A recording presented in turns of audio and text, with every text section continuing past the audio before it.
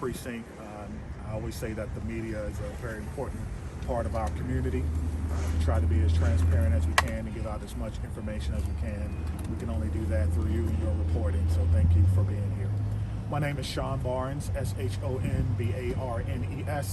I am the Chief of Police for the Seattle Police Department.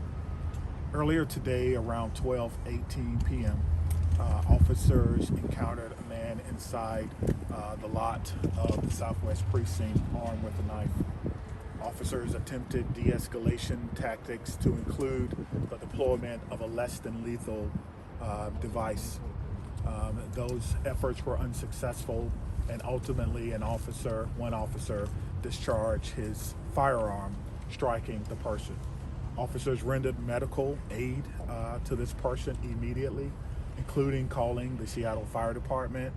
They also attempted life-saving measures but were unsuccessful, and the subject was pronounced deceased. This incident is currently being investigated by our force investigation team. Additionally, we have staff here from the Office of Police Accountability, including the Inspector General. Per our policy, any body-worn camera footage that we have will be released within 72 hours. We just ask for your patience, as this is a rather evolving scene. A lot is still under investigation as we attempt to discover what happened and the facts that led up to this incident today. How many officers were in the lot? There were multiple officers in the lot. I don't have an exact count for you. Obviously, this is a precinct, so officers are going and coming, and they're exchanging shifts and things of that nature. So I won't give you an exact amount, but we did have multiple officers inside the lot at this time. Is this person suspected of any crimes before this shooting took place? We don't know. We're still trying to ascertain the facts that led up. We do know that there was a call to the Home Depot just prior to this regarding a suicidal subject. However, at this time, I can't tell you if the two are related. Was he in the secure part of the precinct lot? And if so, do we know how he got in? That's true. He was in the secure part of the lot. We do not know how he got in there at this time. There's a car cordoned off and blocked off. Is that connected to this, and how so? Again, we're trying to figure out all the facts that led up to this. Again, we did have a call of a suicidal person. We're trying to see if that car is related to this person who was involved. I didn't hear if you said that this person was armed or not. I'm sorry? Was this person armed with a Armed knife? with a knife, yes. I'm sorry. Yeah. Armed with a knife. Do we know what size of knife, type of knife? Are you saying any of that stuff? I do not know. That will be part of the investigation. That's certainly evidence that's going to be collected. And so I have not been privy to seeing that particular evidence, as it is part of the independent investigation. Do you know how many shots were fired? I do not know. That's something that I always let the medical examiner tell us that, and let the investigation tell how many shots were fired. I think that's very important that we are correct on that, and so I do not know how many shots were fired at this time. What type of less lethal device was used? It's called a 40 millimeter less than lethal weapon. It's kind of like a sponge round, if you will, and it's often used for people, so we do not have to use uses of force, but at this time it was not effective. The officers were not successful in using that. Does that mean that the person continued to approach officers? Absolutely, yes. What happened? I'm sorry. I'm trying to understand your question just a little bit. Well, Again, when it didn't the work. officers were unsuccessful at deploying the 40 millimeter. The person continued, and one officer discharged his weapon. Again, I haven't been privy to all the evidence because it is part of the investigation, and certainly when we have that, we'll let you know.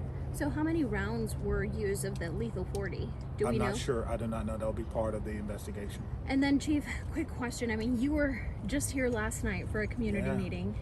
Kind of walk me through what it's like being here less than 24 hours in this incident. Well, I think it just underscores the relevance of community engagement. It underscores that there's much work to do. It underscores that sometimes we have a lot of ongoing challenges around mental health, around issues that we need to work together. I think as a community to figure out some solutions to that. I think we need to work together more, not just the police, but as a community. That was the purpose of being here yesterday. Again, probably less than 12 hours. We were here with the community that was certainly concerned about their particular area and things that may be going on here. This morning, we saw Mayor Harrell was extending the Crisis Care program.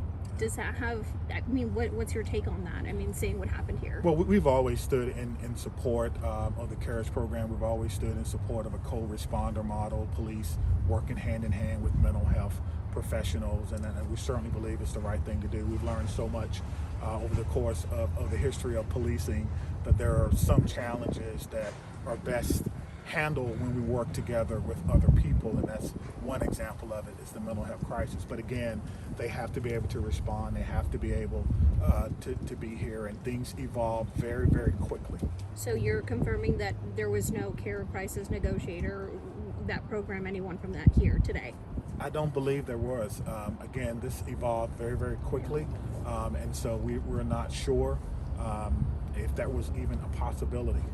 Could you give a rough idea of when he was first encountered by officers to when an officer opened fire? No, that'll be part of the investigation. What can you tell us about the person who was shot, man or woman, and It was general a age? male. It was a male. I don't know the age and I don't know the race. Chief, All right, this is the thank- first OIS of 2025. Can you speak to that and just kind of what this means as we move through the rest of this year? Well, you know, every officer involved critical incident, whether a shooting or not, there's always a debrief. We always are trying to figure out how we can prevent these things from happening. But these events happen quickly. They escalate quickly, and officers have to make quick decisions. We have to de-escalate. That's part of what we do in our strategy. If less than lethal weapons are available, we want to use those. But ultimately, we want to make sure that we can investigate this thoroughly, determine exactly what happened before we start to make judgments about what may or may not have happened here today. And so I thank you for the opportunity to speak with you, and I appreciate it. Thank you, Chief, sir. did the man show up by himself or with somebody else? Yeah, don't want to walk away with that. I've done that.